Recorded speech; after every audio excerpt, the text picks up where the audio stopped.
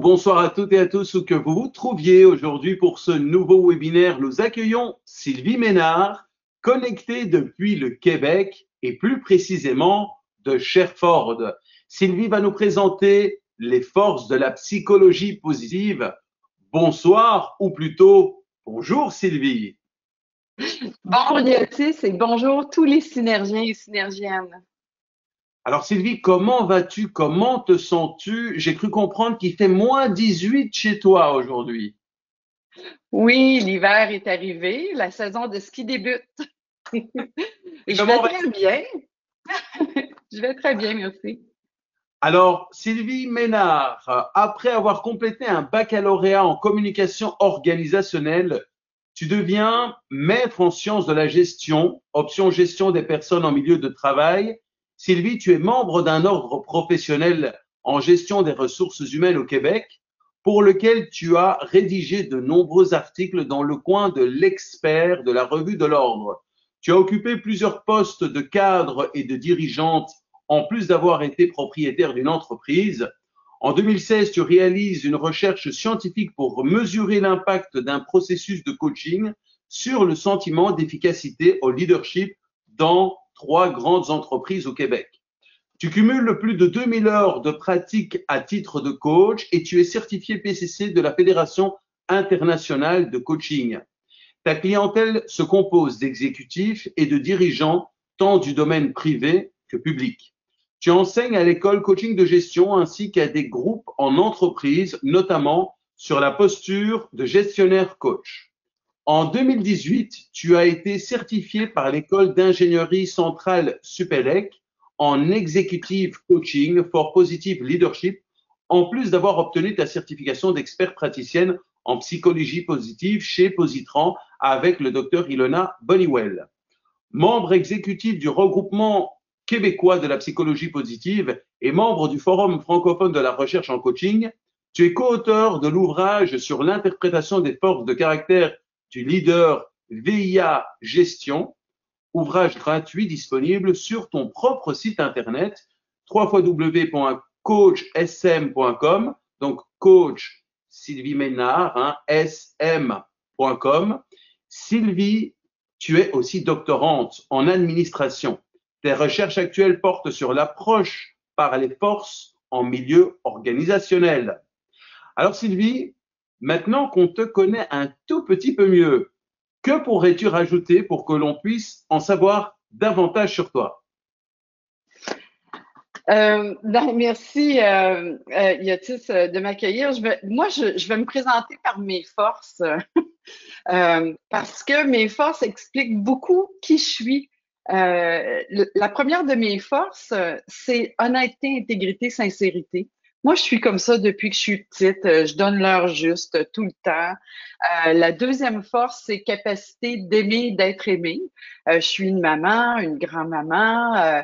Je donne beaucoup. Ça me caractérise, cette force-là. Et une autre de mes forces signatures, c'est maîtrise de soi et autorégulation. Ce qui fait que je suis quelqu'un d'extrêmement discipliné.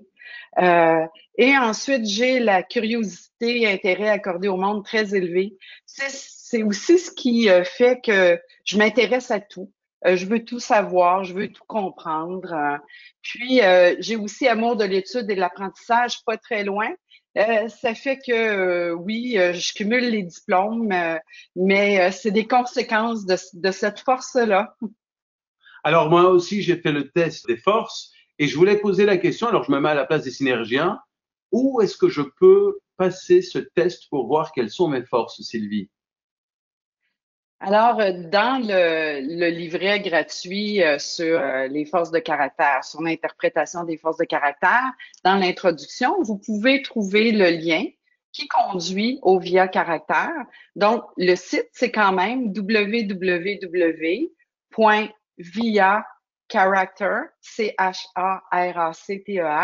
www.viacharacter.org. Voilà, alors et de cette manière-là, les synergiens peuvent découvrir aussi leurs forces. Alors tu vas nous parler des forces de la psychologie positive. Qu'est-ce qui Mhm. t'a poussé à nous présenter ce webinaire plutôt qu'un autre?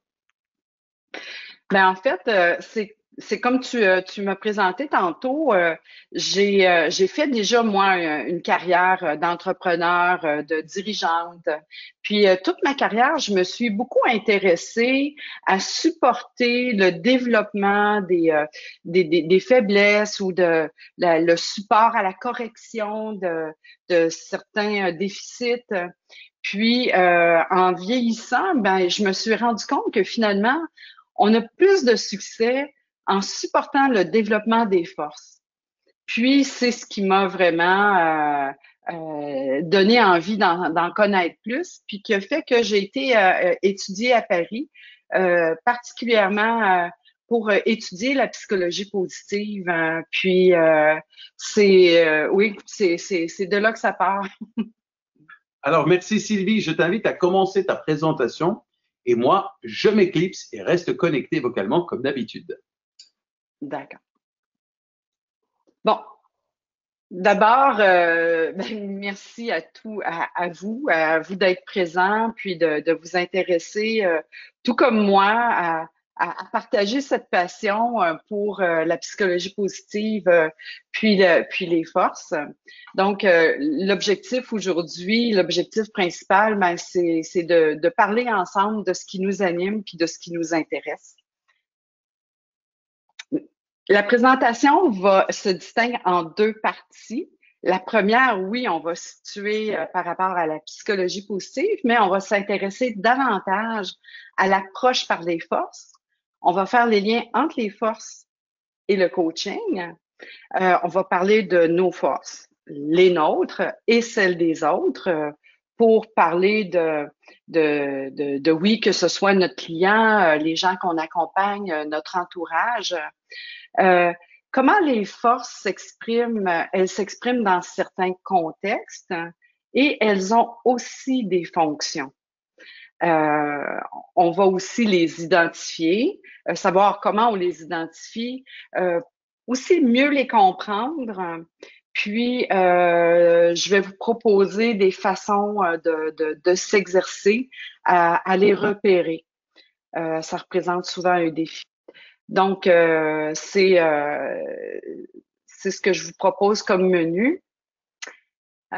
Pour vous situer, euh, ici au Québec, je fais partie tantôt, Yotis disait de deux comités qui sont le Regroupement québécois de la psychologie positive d'abord, qui, lui, est intimement lié à l'Association canadienne de la psychologie positive, qui est aussi en lien avec l'Association internationale de psychologie positive.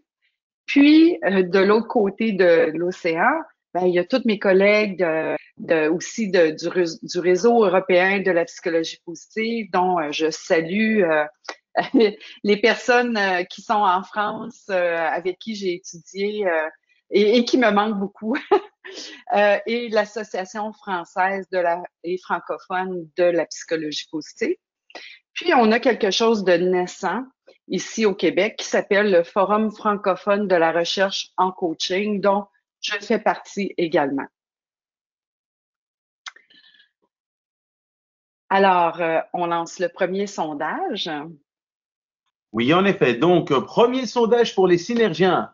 Ma principale profession est. Voici le sondage, il est lancé. Donc, vous avez coach certifié, manager, consultant, formateur ou autre. Alors, vous êtes très, très rapide ce soir. On va arrêter le sondage déjà maintenant. Et voici les résultats. Avec 58%, c'est coach certifié, 14% autres, 9% manager, 9% consultant et 8% formateur. Je vous remercie beaucoup. Je vous remercie beaucoup d'avoir participé. Ça me situe par rapport à qui vous êtes. Puis, je vais tenter d'ajuster aussi ce dont je vais vous parler pour tenir compte de vos besoins. Merci. 58% de coach, oui. OK. Donc, on va parler, oui, bien sûr, de la psychologie positive.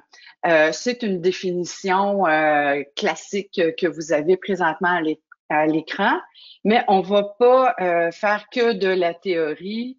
Je vais parler concrètement de comment ça se vit, la psychologie positive, parce que l'épanouissement et le fonctionnement optimal, ben, en fait, hein, tout le monde le matin souhaite se lever et de passer une bonne journée.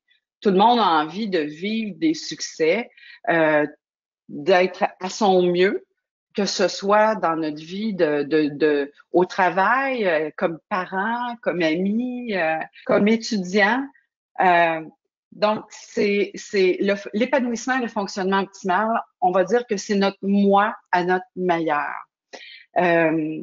Quand j'ai étudié à Paris, j'ai eu la chance de rencontrer Monsieur Seligman, Martin M. Seligman, qui est le père fondateur de la psychologie positive, qui lui dit, ben, je vous encourage à enseigner l'optimisme, l'espoir par le fait parce que ça s'enseigne, hein, c'est par le leadership positif. Donc, c'est de ça qu'on va parler aujourd'hui. Le fonctionnement optimal, bien, comme je disais, hein, c'est moi mon meilleur. Fonctionnement optimal, principalement, je vous dirais, il y a trois piliers qui sont les fondamentaux dans un fonctionnement optimal. On va parler de compétences. Hein? Est-ce que j'ai ce qu'il faut pour faire la job? Est-ce que je me sens compétente? C'est l'autonomie. L'autonomie, pas nécessairement dans le sens de ne pas avoir quelqu'un au-dessus de son épaule, c'est l'autonomie dans le sens d'être authentique, d'être vraiment soi,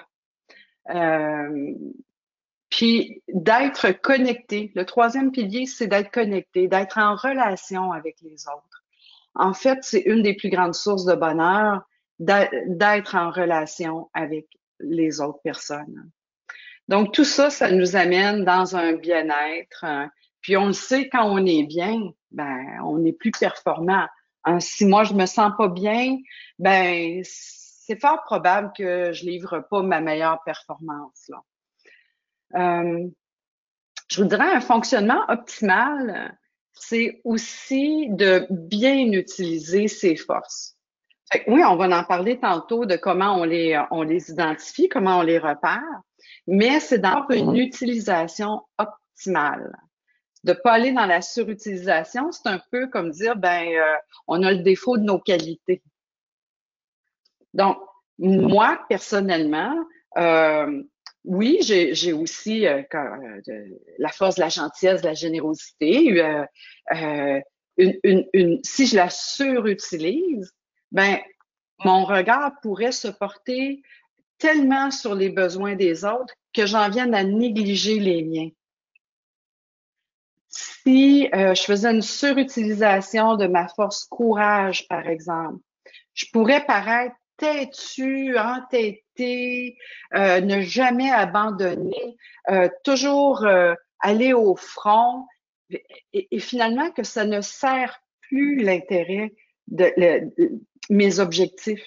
Ça va même nuire à l'atteinte de mes objectifs parce que je vais être en surutilisation. On se rappelle, Jeanne d'Arc, elle a fini sur le bûcher.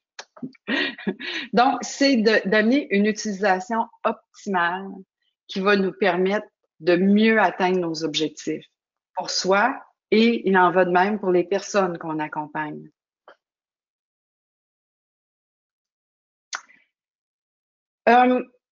Des activités intentionnelles, ça vise à nous faire vivre des émotions qui sont positives. Bon, on le sait, si on est stressé, on va avoir une vision en tunnel, ça fait monter le cortisol, on se sent pas bien. Hein? Donc, c'est comment, comme leaders sociaux, on va pour soi et pour les personnes autour de nous, les amener intentionnellement à vivre, à faire des activités pour vivre des émotions positives. On sait que quand on est bien, ben, on va être plus satisfait aussi de façon générale. Donc, les activités intentionnelles, ben, vous allez pouvoir trouver il y a plein de moyens de les cultiver. Vous pouvez faire de la recherche sur Google pour vous inspirer. Il y a Positran qui a développé des cartes d'action positive. Il y en a d'autres aussi. Là, je vous invite à explorer cet aspect-là. En psychologie positive, on va parler aussi de flexibilité mentale, hein, d'élargir notre vision. La grenouille qui tombe au fond d'un puits, ben, quand elle regarde en haut, pourrait croire que le ciel, il y a la dimension de la margelle. Donc, c'est comment on va travailler à élargir davantage la vision. Parce que ce sur quoi on porte notre regard, c'est notre réalité. Je vous donne un exemple. Un conférencier dernièrement dans un centre hospitalier à Montréal donnait une conférence. C'est un survivant d'un camp de concentration. Il disait que lui, dans la cour du camp de concentration, il cultivait un rosier. Porter son regard sur sa plante, sur ses fleurs, l'amenait dans le bien-être. Ça change pas la réalité. De plus en plus, le coaching, oui, est utilisé comme une stratégie de développement personnel, professionnel.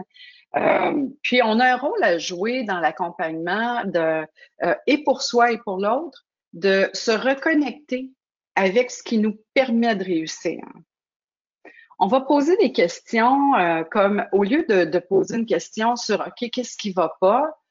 On va demander, qu'est-ce qui fonctionne bien en dépit des difficultés que tu rencontres? Donc, amener la personne à poser son regard sur ce qui fonctionne, de lui permettre d'identifier ses succès, ses réussites. Parce que c'est un peu comme quand on était petit. Savoir que quand nos parents nous disaient bravo, t'as attaché tes souliers, on savait qu'on était capable de les attacher puis qu'on allait les attacher encore. Donc, la transposition se fait aussi de renforcer et de porter le regard volontairement sur les réussites pour pouvoir se projeter dans un futur plus positif. Je vais te surprendre un petit peu. J'aimerais qu'on pose la question ouverte aux synergiens qui participent aujourd'hui sur comment vous pourriez atteindre l'excellence dans la vie. Et en effet, ils réagissent déjà très, très nombreux. Alors, Laurence nous dit force.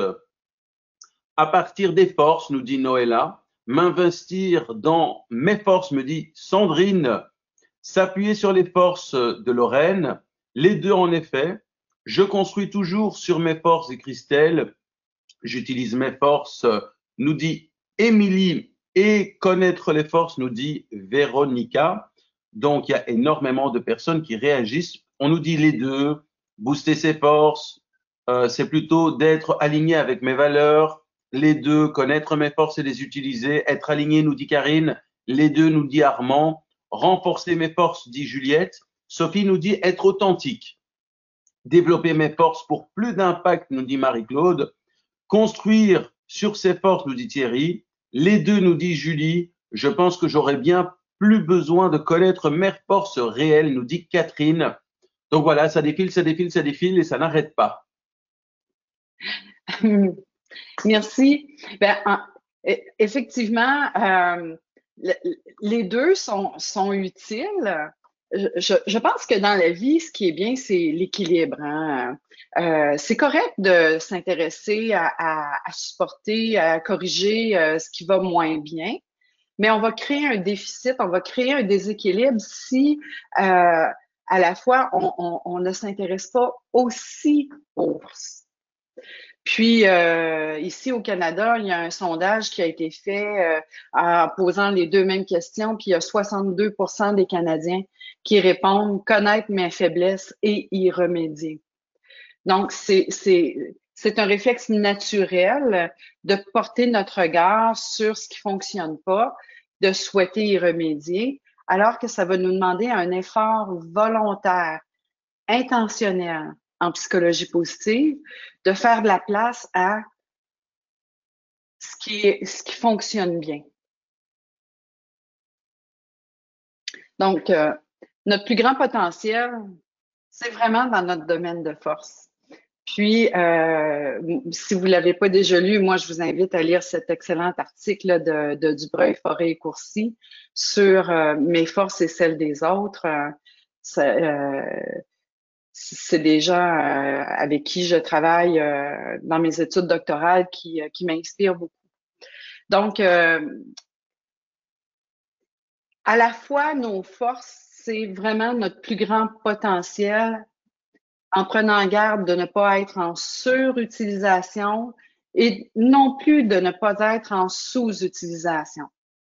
Je pourrais vous dire, pas que j'ai envie de parler de moi particulièrement, mais pour vous permettre de mieux comprendre comment s'exprime une force, ben, je vais revenir à ma première force que j'ai nommée plus tôt, honnêteté, intégrité, sincérité.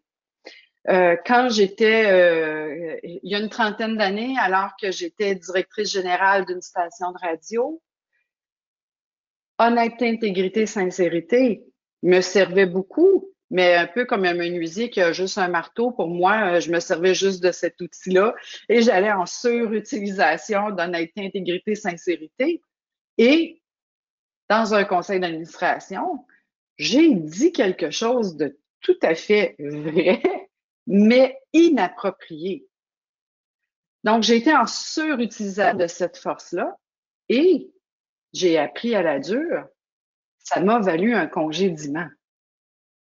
Donc, cette grande force-là ne m'a pas permis d'atteindre mes objectifs, puis bien au contraire, elle me causé beaucoup de soucis. La force beauté, reconnaissance de la beauté, moi, ça ne fait pas partie des forces qui sont très élevées chez moi. Donc, ça pourrait très bien m'arriver de faire une promenade au parc, remarquer d'abord que la pelouse a été tondue, puis qu'elle n'a pas été ramassée.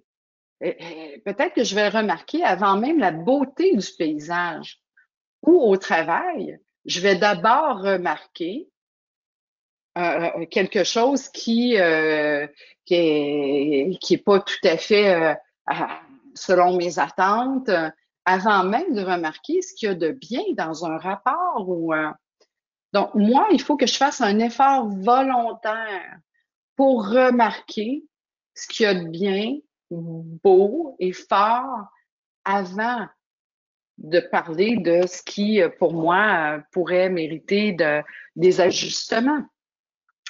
Donc, à la fois, la reconnaissance de la beauté, c'est aussi ce qui va nous permettre d'exprimer de la gratitude. Donc, on sait en gestion, j'ai un intérêt à ne pas sous-utiliser cette force-là.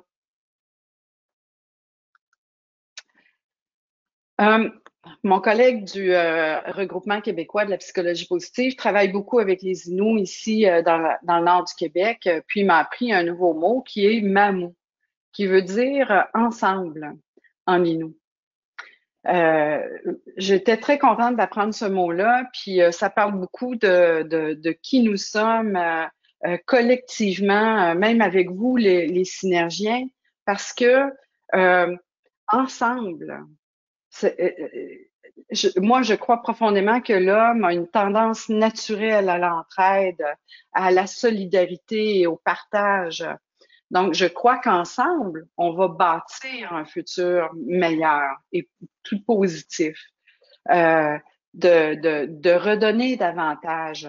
Parce qu'on sait, dans les piliers du fonctionnement optimal de notre épanouissement, on a la dimension de la connexion, hein, les uns avec les autres. Puis on sait que d'être en relation, c'est la plus grande source de bonheur. Donc, c'est dans les activités de don, de partage, de développer davantage des sentiments d'appartenance qu'on va vivre ensemble beaucoup plus de bien-être, puis de s'accorder une présence veillante. Alors, on lance un sondage ici, Yotis. Oui, donc c'est le prochain sondage, le deuxième. Au travail, vous est-il arrivé de, voilà, le sondage est lancé, ruminer sur une petite erreur, travailler toute la journée et croire n'avoir rien fait, vous dire que c'était facile, tout naturel, sentir que des actions vous remplissent d'énergie, toutes ces réponses. Alors, je vois que vous êtes vraiment très nombreux à avoir déjà répondu. Voici donc les résultats. 54% toutes ces réponses, 19% sentir que des actions vous remplissent d'énergie, 14% travailler toute la journée et croire n'avoir rien fait, 8% ruminer sur une petite erreur et 2% vous dire que c'était facile, tout naturel. Oui, merci. Ben, je vois que la majorité des gens disent toutes ces réponses. En fait, ça nous arrive tous à un moment donné ou à un autre de vivre une de ces situations-là et c'est très humain. Euh, on a un biais de négativité. On va remarquer d'abord la petite erreur. Par exemple, si je remets un rapport puis quelqu'un me dit ah ton rapport il est très bien, mais il est un peu long. Ben, ça se peut que je retienne juste qu'il était un peu long. Donc, il va falloir que je fasse un effort pour repenser à OK, la personne me dit d'abord que c'était un beau rapport qui répondait aux attentes. Donc, c'est comment volontairement on va porter notre regard sur ce qu'il y a de bien. C'est correct de tenir compte qu'il y a des choses à améliorer, mais la rumination, c'est stérile. Ça, ça nous fait que du tort. De remarquer les dysfonctions, c'est normal, ça fait partie de notre instinct de survie, de remarquer s'il y a une as ou mais c'est comment volontairement on va porter notre regard sur ce qui a bien été, puis de, de, de je dirais de ne pas de contourner ce biais de négativité-là qu'on a.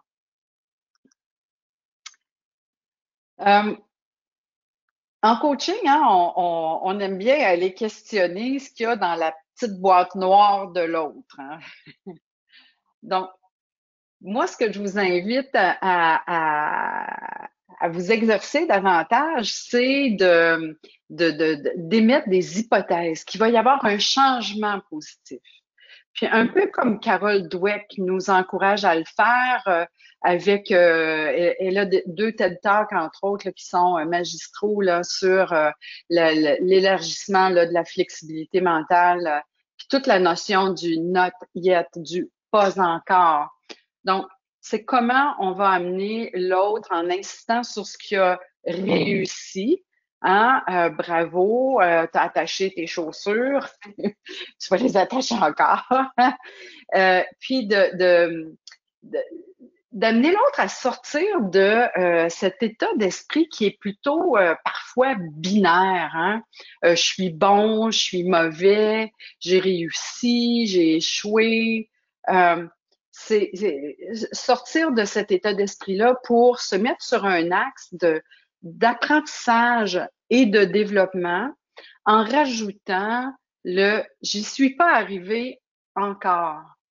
Avec le encore, ça nous laisse supposer que on va finir par y arriver. Ça élargit la perspective, puis de poser des questions comme qu'est-ce que tu pourrais faire différemment? Et si tu pouvais changer ce qui est devant toi, qu'est-ce que tu ferais? Donc, les phrases avec les et si, les questions avec des et si nous encouragent à aller ailleurs. Une posture d'accompagnement en coaching, en management, en formation, en consultant, c'est aussi d'amener, de porter soi un regard bienveillant sur ce qu'on accomplit. Hein. Oui, on va dans l'autocompassion, mais par rapport à l'autre aussi, de l'amener à porter un regard sur ce qu'il porte en lui, les forces, ses ressources, pour qu'il puisse se projeter dans un futur qui est plus positif. Donc, c'est bien là de s'occuper des mauvaises herbes puis de les arracher, mais on doit s'occuper de nos fleurs aussi, hein, de ce qui va bien. Puis moi-même, comme maman, j'ai fait ça, là, mes enfants, là, quand ils étaient tannants, je m'occupais d'eux.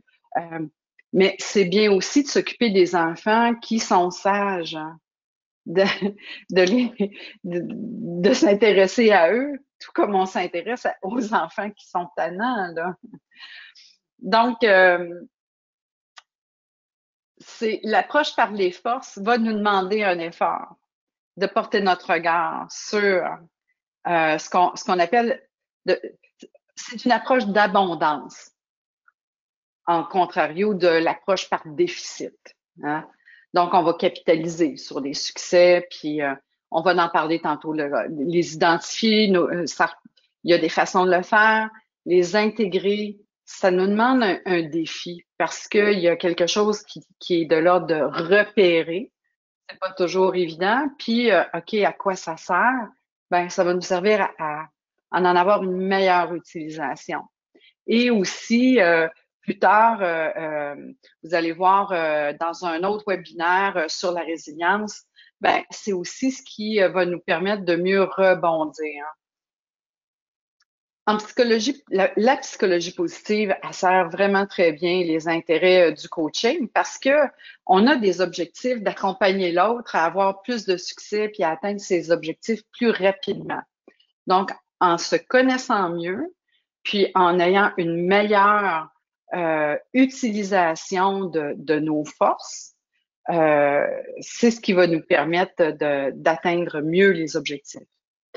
J'ai mis un petit plus puis un petit moins avec une petite barre parce que ce qui m'agace un peu du terme de la psychologie positive, c'est que souvent, ça va être associé à le positivisme, alors que c'est pas dans le sens du contraire de positif. C'est pas dans le sens de négatif ou positif. C'est vraiment dans l'axe de apprentissage et développement. Je tiens à vous le dire parce que vous allez être aussi des porteurs de ce message-là. Donc, c'est qu'est-ce qui nous permet de mieux d'être soi à son meilleur? Ben, c'est de connaître ses forces, c'est de mieux connaître celles de l'autre ou des autres pour capitaliser sur la construction d'une stratégie qui va nous permettre de bâtir un futur plus positif. Il y a des assises, les forces. Les forces, elles s'expriment dans un contexte. Hein? C'est dans une situation, que ce soit dans notre vie personnelle, dans le contexte de travail ou dans notre communauté. C'est ce qui nous amène à identifier des solutions. Puis je dirais même que ça va nous permettre de mieux saisir des opportunités. Ben, je dis, ça va m'amener à dire, c'est pas moi qui le dit, c'est Ryan Niemiec, qui est un chercheur sur l'utilisation des forces. C'est lui qui vient poser les fondements en lien avec les contextes d'adversité qui nous permettent, que les forces nous permettent de transformer ou de saisir des moments pour transformer en opportunités. Et c'est ce qui nous amène dans un fonctionnement optimal. Donc, je récapitule un peu. L'espoir et l'optimisme, c'est en appui sur une approche d'abondance versus une approche par déficit, puis qu'on a tendance à retenir juste qu'est-ce qui n'a pas bien été. Donc, ça va être de volontairement porter son regard sur ce qui fonctionne bien, s'exercer au leadership positif, c'est aussi supporter le développement et l'apprentissage de soi, des autres. De se dire, ben, j'y suis pas arrivé encore, au lieu de dire, ah, j'ai raté. De sortir de notre esprit binaire, là, qui est du bon, mauvais, succès, échec. Puis moi, d'ailleurs, ce truc-là, j'aurais aimé ça le savoir quand mes enfants étaient à la maison, puis qu'ils allaient à l'école, puis qu'il y avait parfois des mauvaises notes. Dire, tu n'y es pas arrivé encore.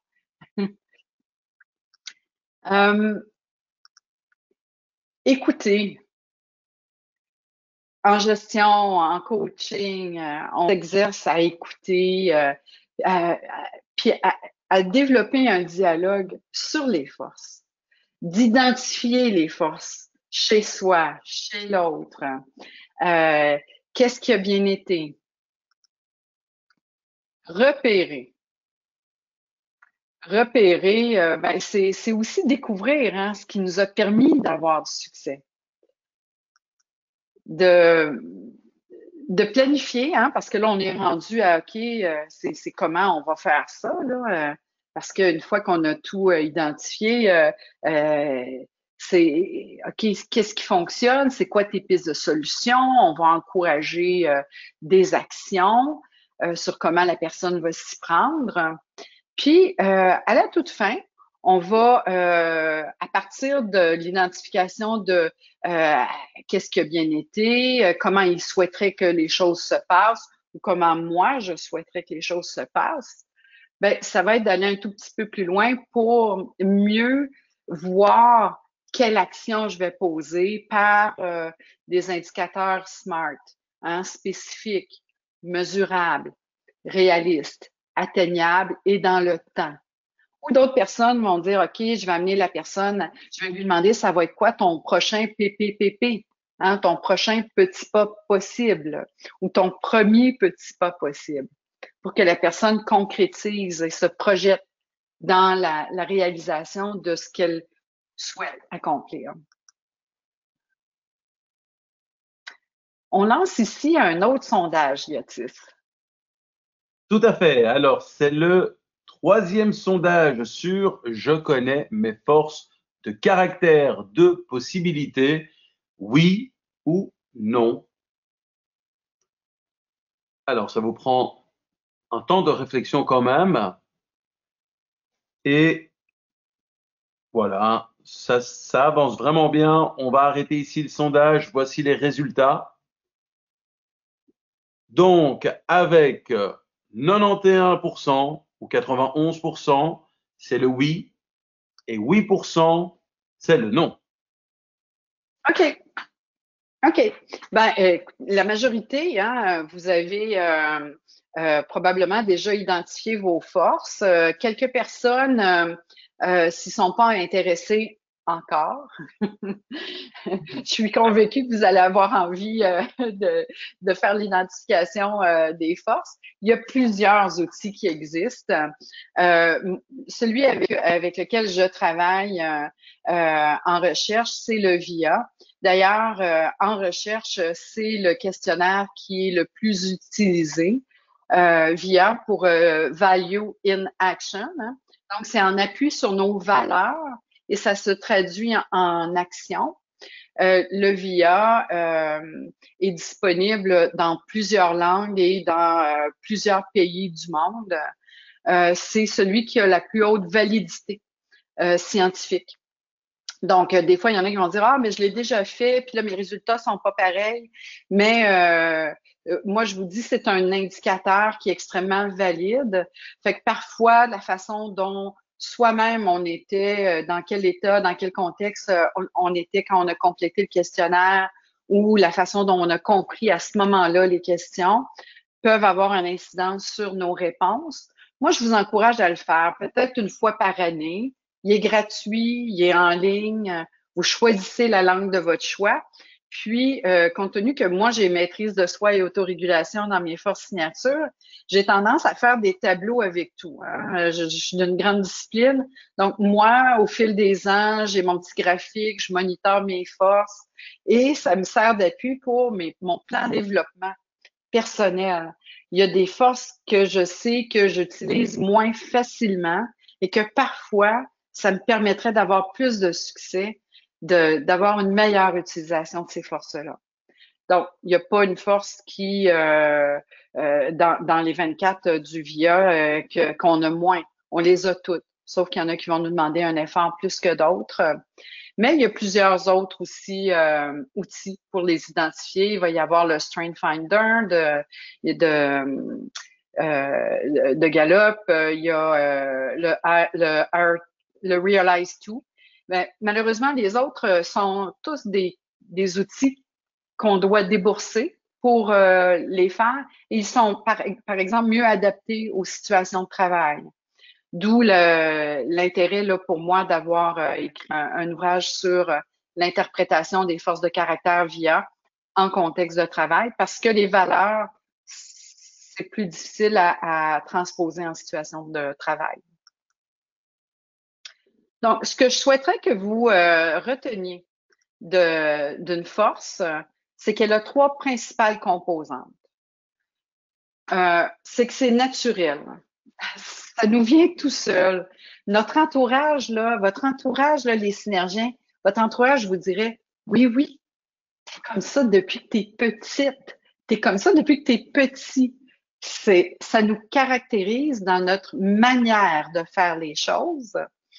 Puis ça pourrait même nous amener à penser que on n'a rien fait de particulier, là, c'est venu naturellement. Et c'est, vu que ça vient naturellement, ça ne nous a pas demandé un grand effort. Compte tenu que ça ne nous demande pas un grand effort, ben là, on se dit, ben, je me suis pas forcée, là, j'ai fait ça comme ça, ça nous fait sentir bien. Et la troisième caractéristique, c'est la performance. Parce que même si c'est naturel, c'est pas difficile pour moi, ça me demande pas un grand effort, je le fais très bien, je vais avoir du succès dans cet accomplissement-là, alors que pour mon voisin, si ça ne fait pas partie de ses forces signatures, les forces qu'il a le plus présent, ça se peut que ça lui a demandé beaucoup d'efforts, beaucoup de temps. C'était pas naturel. Et le résultat va être peut-être correct, peut-être être très bon, mais c'est possible que j'aie plus de succès encore parce que c'est naturel chez moi. Donc, comprendre une force pour mieux comprendre le questionnaire VIA, notamment, c'est que nos forces, ça nous indique la manière dont on fait les choses. Parce que c'est en appui sur nos vertus, hein, sur nos valeurs. Celle qui arrive en haut, elle est sans effort. Celle qui arrive en 24, ben, c'est moins spontanément. Comme par exemple, dans les forces que j'ai moins spontanément, moi, c'est le courage. Ce que ça va faire, c'est qu'il y a des choses que je vais repousser. Je vais avoir tendance à procrastiner. Alors que j'aurai plus de succès en faisant preuve de courage, puis en abordant ce qui me rebute tout de suite, puis m'en libérer. Tout le monde a les 24 forces. Donc, c'est pas parce que j'ai le courage en 23 que je suis pas une personne courageuse. Non, je pourrais dire que je suis une personne qui a peur souvent. Il n'y a aucune force qui est meilleure qu'une autre. Donc, c'est pas parce que j'ai, par exemple, spiritualité en un que je ne pourrais pas être un bon gestionnaire. Non, il n'y a aucune force qui est meilleure qu'une autre. Ça vient juste parler de ce qui me caractérise moi dans l'exercice de mes fonctions. Et ça supporte le développement, supporter le développement de nos faiblesses. Ce que je voulais dire, c'est que oui, ça nous permet de nous corriger, mais ça nous permet rarement d'atteindre l'excellence. Niemiec, ce qu'il nous dit, c'est que les forces, ils servent en fonction de certains contextes, puis dans certaines situations. Donc, qu'on soit dans la vie personnelle, au travail ou dans la communauté, on va s'en servir d'une manière différente. Puis, en contexte d'adversité, les forces, ils vont nous soutenir.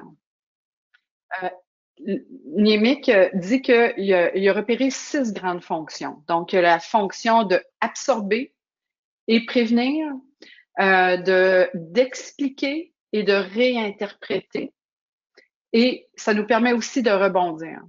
J'ai mis quand même les termes en anglais parce que ce chercheur-là, il a sorti ses résultats d'études seulement à la fin 2019. Il y a très peu d'ouvrages autres qui ont été faits à partir de ça, là. Puis en fait, vous me permettrez, ce sont mes traductions à moi, là. Je l'ai compris comme ça. Donc, en contexte d'adversité, ça va nous servir à saisir et à transformer en opportunité. Donc, ça va même agir en facteur de protection.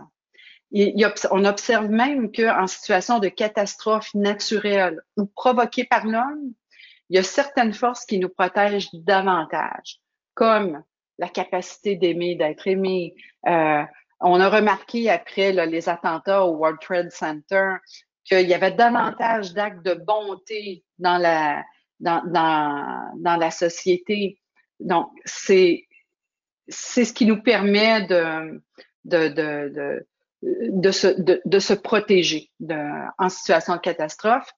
Et les fonctions, ça nous permet de se reconnecter à ces forces-là et de les utiliser dans une situation d'adversité. On se ramène au moment présent. Donc, toutes les personnes qui ont une pratique de méditation, de mindfulness et qui développent davantage leur capacité à se ramener dans l'instant présent, ça va vous parler, ça. Parce que nos forces, quand on se ramène dans l'instant présent, ça nous permet d'apprécier ce qui est et de pouvoir se projeter dans un futur plus positif. Je vous donne un exemple avec cet extrait de film que je vous présente à l'instant. Personne ne nous a prévenus. Personne ne nous a dit « Vous allez perdre vos 2 réacteurs à l'altitude la plus basse de l'histoire de l'aviation ». On a subi une perte de 2 réacteurs à 2800 pieds et un amérissage immédiat avec 155 âmes à bord. Personne n'a jamais été formé pour un problème de ce genre. Notre enquête doit déterminer comment un avion s'est retrouvé dans l'Hudson. Sur l'Hudson. Ce n'est pas un crash, mais un amérissage forcé. Les simulations indiquent que vous pouviez retourner à l'aéroport. Pas possible. J'ai bien senti qu'il me lâchait. Je prends les commandes. Vous avez les commandes. J'ai fait tout ce que je pouvais, tu sais. Tu n'as pas besoin de me le dire. Tu les as tous sauvés. Beaucoup disent que vous êtes un héros. J'ai pas l'impression d'être un héros. Mais ça fait déjà assez de bruit comme ça dans la presse. Je suis dépassé par toute cette attention. Le moteur gauche était toujours opérationnel. Et si j'ai vraiment fait une erreur? Si j'ai mis en danger la vie de tous ces gens? J'ai un A320 qui plonge dans le fleuve. T'as fait ton maximum. T'en as fait plus qu'assez. À quand remonte votre dernier verre, commandant? Y a-t-il des tensions à la maison? C'est le commandant qui vous parle. Préparez-vous à l'impact. Quoi? Oh non, c'est pas vrai. Crispez-vous! Crispez-vous! Crispez-vous! Sur le siège avant! Il y avait 155 personnes dans cet avion. Et tu en faisais partie. Plus de 40 ans de vol. Et au final, on me jugera sur ces 208 secondes. Je veux un comptage passagers et équipage. Est-ce qu'il reste quelqu'un?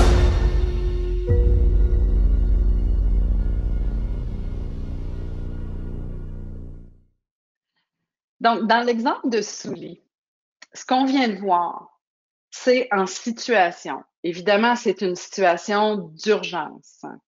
Il est dans un contexte d'adversité. Comment ses forces lui ont servi? Ben, il était dans une situation nouvelle. Une perte de moteur. Hein? Il a dû s'expliquer, réinterpréter. OK, les moteurs sont morts. Et il a dû rebondir hein, parce que les hypothèses d'atterrir sur une piste, ben, les hypothèses d'atterrissage étaient inexistantes. Les forces lui ont servi, oui, il y a toute son expérience, il y a tout ce qu'il portait en lui. Il avait déjà été exposé à des situations d'urgence et il a rapidement eu à aller dans la créativité à partir de tout ce qu'il possédait, de toutes ses ressources, pour rechercher une solution dans le moment présent. Et dans son moment présent à lui, c'est le fleuve Hudson qui s'est présenté comme étant une opportunité. Donc, quand il dit à son copilote, je prends le contrôle, il a cru en sa capacité d'y arriver. Et vous avez probablement remarqué aussi dans son entrevue avec la journaliste où il dit, j'ai pas l'impression d'être un héros.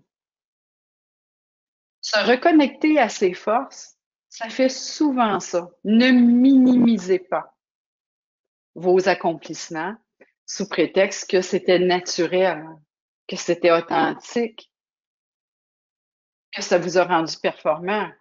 C'est l'expression de vos forces. Donc, interpréter nos forces, je vous en ai parlé brièvement tantôt, dans cet ouvrage que j'ai fait, que j'ai coécrit avec mes collaborateurs. Ça nous a pris 3 ans rédiger ce livre-là qui présentement supporte beaucoup de travaux universitaires dans l'interprétation des forces, sert aussi à beaucoup de personnes en contexte de travail. Donc, on a pris les définitions du VIA et pour chacune des forces, ben, on a fait la transposition de quoi ça a l'air en contexte de travail. L'introduction est rédigée par Philippe Dubreuil, qui est mon co-directeur de recherche, et une des sections de chacune des fiches a été rédigée en collaboration avec Jacques Forêt, qui est mon directeur de recherche sur les forces en situation de travail. Donc, moi, je vous recommande chaudement. Il est gratuit parce que c'est aussi, personnellement, on pense que, personnellement, avec mes collègues, on croit que la connaissance, c'est un bien public et c'est un découlant du mouvement de la psychologie positive ici au Québec qu'on souhaite faire rayonner. À l'intérieur, vous allez retrouver l'interprétation des 24 forces du VIA qui sont regroupées en 6 catégories. Tous les dessins ont été offerts gracieusement par la plus jeune de mes enfants, la plus jeune de mes filles, qui est aussi directrice artistique chez C2 Montréal. Et chacune des forces, j'ai choisi la capacité d'aimer, d'être aimé parce qu'elle illustre très bien la difficulté d'interpréter cette force-là en contexte de travail, parce que dans la vie personnelle, elle ne s'exprime pas de la même façon qu'en contexte de travail.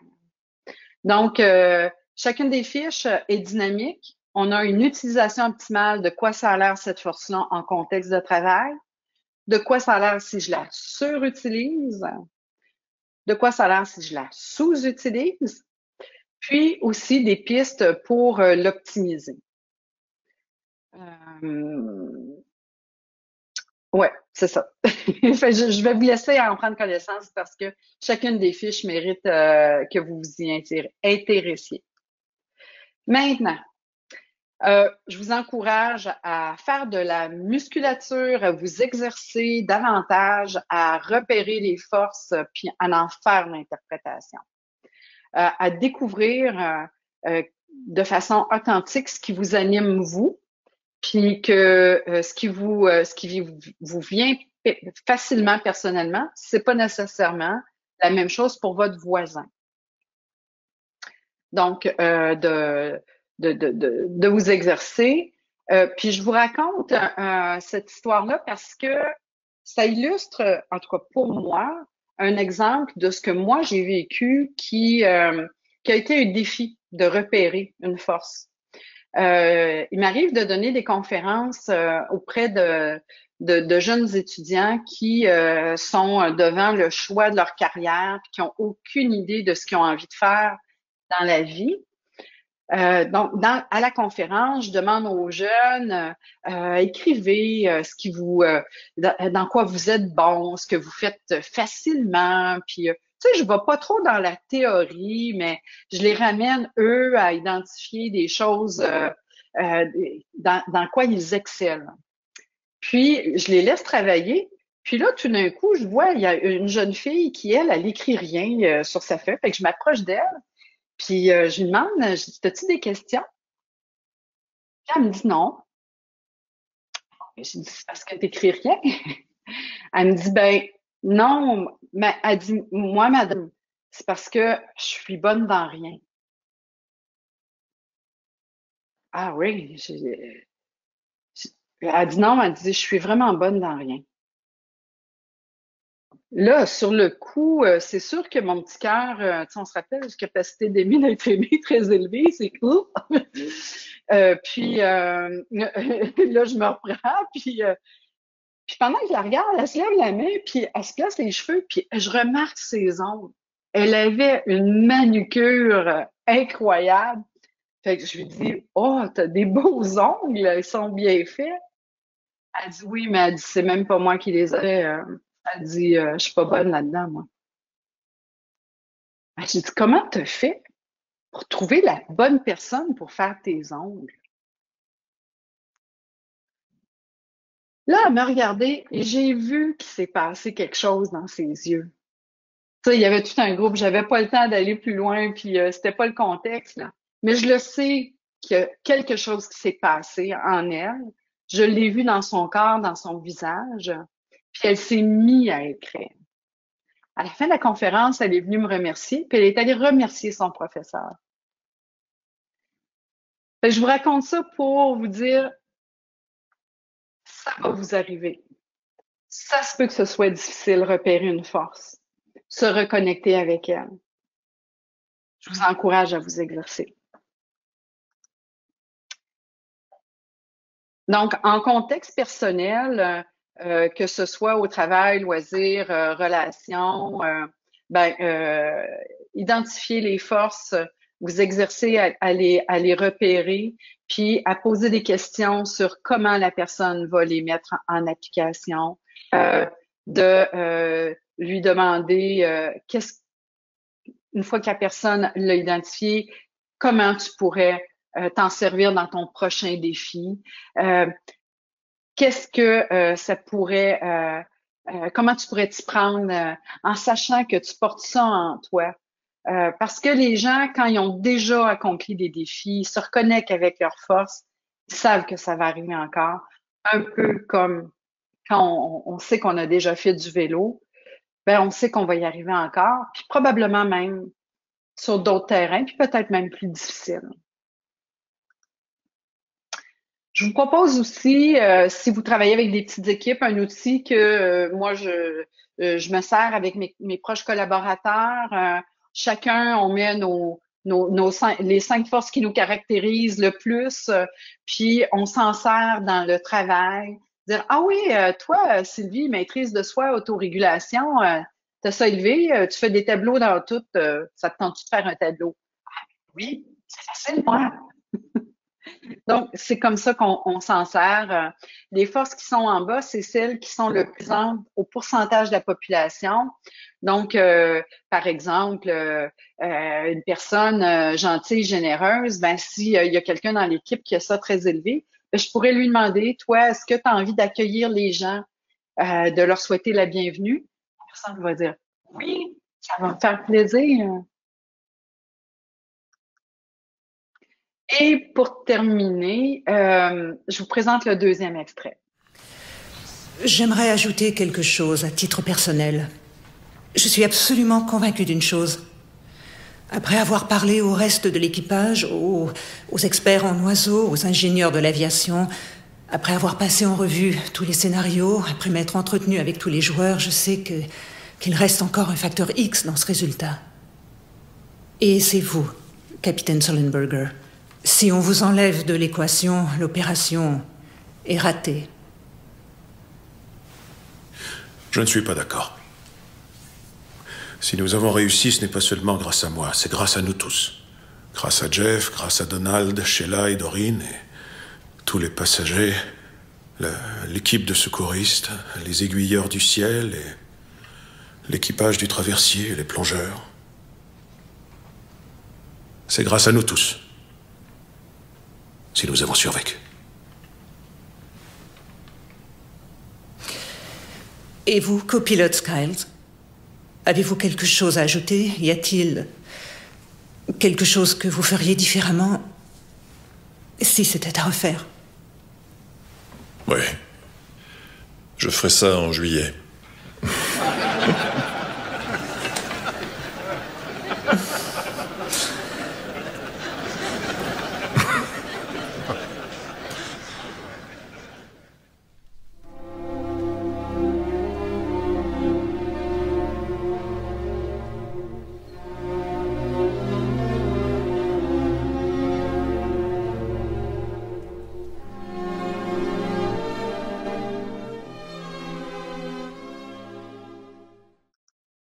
Maintenant que vous avez regardé cet extrait-là, vous comprendrez que le message est on accomplit beaucoup de choses seuls, mais davantage ensemble.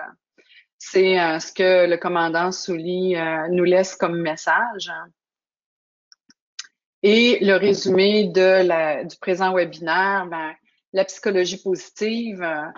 J'espère que ça vous inspire pour encourager, enseigner, développer davantage l'espoir, l'optimisme et le bonheur. De porter votre regard intentionnellement pour mieux écouter et se développer, grandir. D'exercer un leadership positif, peu importe notre posture de coach, de manager, de consultant, de formateur ou autre, en identifiant, en comprenant mieux, puis en optimisant nos forces. De s'en servir pour mieux rebondir. Pour soi, puis aussi dans nos processus d'accompagnement. En fonction des contextes dans lesquels on est. Hein, la psychologie positive, comme je disais, c'est pas le monde des bisounours, c'est notre réalité telle qu'elle est, mais qu'elle porte des défis. C'est comment on va s'en servir pour saisir les opportunités. Puis d'avoir une utilisation optimale, ne pas surutiliser ou sous-utiliser ces forces-là, comme individu, comme groupe, comme organisation, comme société. Puis ensemble, ben, d'aller dans un épanouissement puis un fonctionnement optimal. Je vous remercie. Merci Sylvie. Alors, on a quelques questions. Alors, je vais t'en prendre donc quelques-unes. Catherine nous demande, est-ce que vous nous recommandez d'utiliser ce questionnaire, donc le VIA, pour un coaching de recherche d'emploi et également donc pour les ados qui doivent s'orienter? Oui, tout à fait. Ça peut être pertinent parce que vous savez, comme moi, passer une entrevue d'embauche, un entretien d'embauche, on se fait toujours poser la question, et vous, Madame Ménard, parlez-moi de vous. Qu'est-ce qui vous caractérise? Quel style de gestionnaire êtes-vous? Donc, mieux se connaître va nous permettre de mieux se préparer à répondre à ces questions-là. Puis effectivement, avec les jeunes, de mieux se connaître, de savoir dans quoi, qu'est-ce qu'on accomplit avec facilité et succès, va nous permettre de se projeter dans une carrière. Alors, il y a Lorraine qui nous demande à partir de quel âge un tel test a-t-il du sens? À partir de quel âge? Je ne suis pas une spécialiste auprès des enfants. Moi, je vous conseillerais de consulter des personnes qui ont l'habitude de travailler avec des enfants, dont c'est la spécialité. Et je sais que sur le site du VIA, il y a un questionnaire d'identification des forces qui est proposé aux enfants, qui a été adapté. Et je crois que chez Positran aussi, www.positran.fr, qu'il y a certains outils destinés qui s'adressent aux enfants. Alors, Stéphane demande à quel moment sait-on qu'on est en surutilisation d'une force qui peut nous desservir? Ben, moi, je vous dirais, vous pouvez faire un 360 dans le sens de poser des questions à votre entourage pour avoir un feedback. Parce que c'est très difficile de s'observer soi. Oui, ça se fait, mais c'est plutôt je vous dirais, dans les difficultés qu'on va rencontrer, puis dans l'introspection qu'on va faire en se posant la question, OK, en quoi moi, mon intervention à moi, ma participation aurait pu nuire à l'atteinte de mes objectifs. On pourrait avoir une piste. Alors, Laurence demande, est-ce qu'on peut assimiler les forces et les soft skills? Oui, oui, mais la principale différence entre une force, c'est en appui sur nos valeurs. Nos valeurs sont assez stables au fil de la vie. Elles changent peu, à moins de vivre des choses extrêmement bouleversantes dans notre vie, alors que les soft skills sont des habiletés. Hein, c'est comment on fait. Ça va se développer tout au long de la vie. On l'acquiert et on le développe.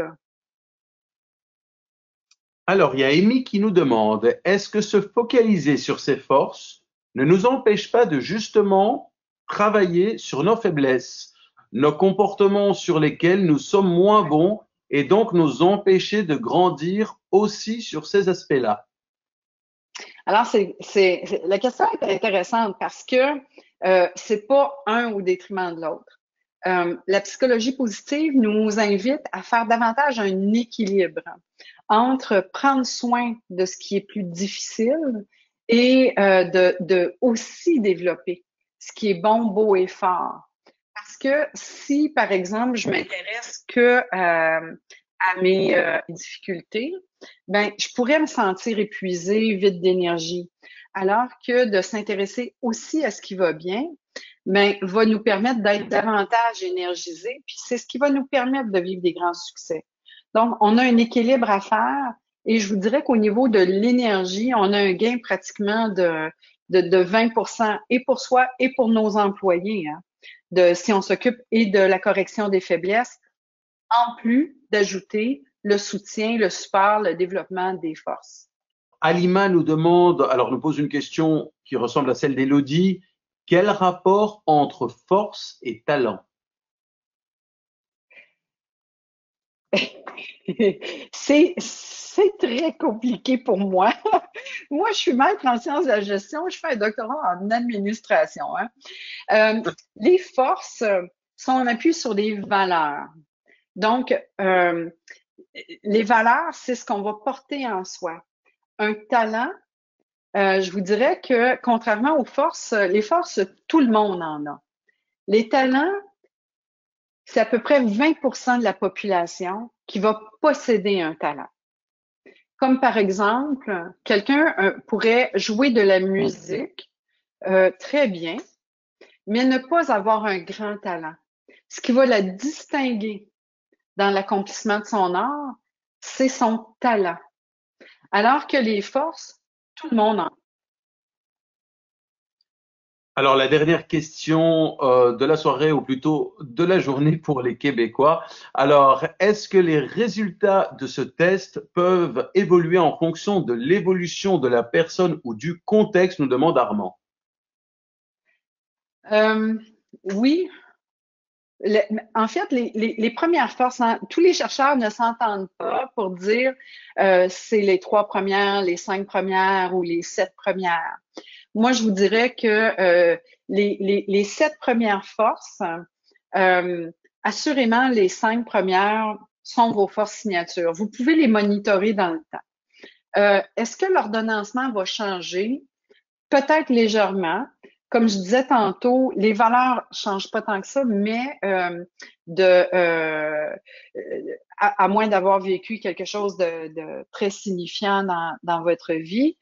Mais le contexte dans lequel vous complétez le questionnaire va lui changer. Votre disposition, où est-ce que vous êtes, c'est dans votre vie, au moment où vous le complétez, va avoir une incidence. Fait que moi, je vous recommande de faire le questionnaire une fois par année, puis de vous monitorer. Puis personnellement, je me fixe des objectifs de développement en lien avec les forces sont plus basses chez moi. Pas dans le sens qu'ils ils deviendront jamais mes forces signatures, mais je vais optimiser leur utilisation, même si c'est pas celle qui me caractérise. Un grand merci Sylvie pour cette présentation positive et éclairante qui approfondit nos connaissances sur les forces de la psychologie positive. J'aimerais également remercier Nathalie Blin qui a répondu à toutes vos questions techniques. Nathalie est l'une des ambassadrices de l'ICF Synergie au Québec et également membre d'ICF Québec. Bonjour Nathalie, alors comment ça s'est passé? Ça s'est très bien passé. Sylvie, je tiens à spécifier que plusieurs synergiens te remercient de ta générosité pour tous les partages que tu as faits d'outils, de questionnaires, de livres électroniques. Donc, on te remercie beaucoup pour ce partage. Bienvenue, puis merci à vous, les synergiens et synergiennes qui êtes présents. Je suis honorée de pouvoir vous parler aujourd'hui. Est-ce que, y a-t-il, si on a le temps pour peut-être 2 questions de synergiens? Allons-y, allons-y. Alors, j'ai Françoise qui se demande si l'approche appréciative découle de la psychologie positive. Oui, tout à fait. En fait, les 2 principaux fondements de la psychologie positive, c'est l'approche par les forces et l'approche appréciative, dont l'outil le plus connu est l'enquête appréciative. Et comme disent les Français, c'est l'appréciative inquiry. Merci pour la traduction. Et puis, Louis-François se demande que penser des outils qui testent sa personnalité là, tels que DISC, Nova, Insight? Ce sont tous des outils qui sont bien faits, qui visent des objectifs différents, qui ont, je dirais, un support différent. La plupart sont psychométriques. Le VIA n'est pas psychométrique, dans le sens que c'est pas un test, hein. C'est un questionnaire qui vise à nous présenter quelles sont les forces qui nous animent le plus et quelles sont celles qui sont moins manifestes, hein, qu'on va utiliser moins spontanément. Alors que les autres outils, souvent, ils vont servir à mesurer quelque chose comme une compétence, une habileté. Il va y avoir des outils qui vont, comme Nova, qui va plus mesurer Je crois que c'était analyste, créativité, rouge, orienté sur l'action vers vers l'harmonie. Donc, c'est des dispositions de la personne, mais c'est ça, chacun des outils a des objectifs différents. Parfait. Merci. Bienvenue. Merci Nathalie. Alors Nathalie, toi, tu as déjà fait le test ou pas encore? Pas encore. Je vous quitte et je vais aller faire le test, c'est sûr. Alors, je rappelle d'ailleurs le site, hein, c'est viacaractère.org. Voilà. Ouais, .org. Merci Nathalie. Alors, nous espérons que ce webinaire vous sera utile pour développer vos forces, donc lors de vos pratiques de coaching. Vous avez aimé ce webinaire, vous voulez nous le faire savoir et nous envoyer un peu de force pour booster notre ocytocine et notre sérotonine. Laissez-nous un petit pouce bleu sous la vidéo, mettez-nous des petits cœurs un peu partout, quelques commentaires et voilà comment vous pouvez nous faire plaisir tout simplement. Tout cela a également tendance à augmenter notre dopamine qu'on utilisera certainement pour l'organisation de nos prochains webinaires. Alors, qu'avez-vous pensé de ce webinaire? Avez-vous d'autres questions à poser à notre oratrice? Mettez vos questions et réactions en commentaire sous la vidéo. Je vous souhaite à toutes et à tous une bonne journée ou une excellente soirée où que vous vous trouviez. Et Sylvie, je te laisse le mot de la fin. Merci Yotis de m'avoir invitée. Je suis très heureuse, je me sens privilégiée d'avoir pu m'adresser à des personnes dispersées un peu partout sur notre belle planète parce que je crois foncièrement que ensemble, on va arriver à bâtir un futur positif. Merci beaucoup. Merci Sylvie, merci Nathalie. Au revoir. Au revoir. Au revoir.